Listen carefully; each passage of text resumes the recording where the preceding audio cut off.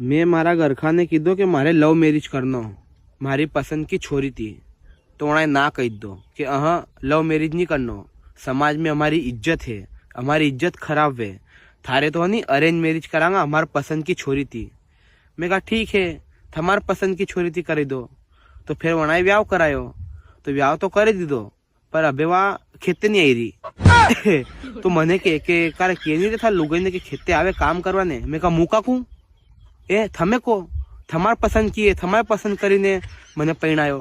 अबे भैया लव मैरिज करतो मारी पसंद की छोरी आती वहां अगर खेते नहीं आती तो मु के तो अब या तो थमार पसंद किए, थम जानो वहां जाने, मारे कई करनो।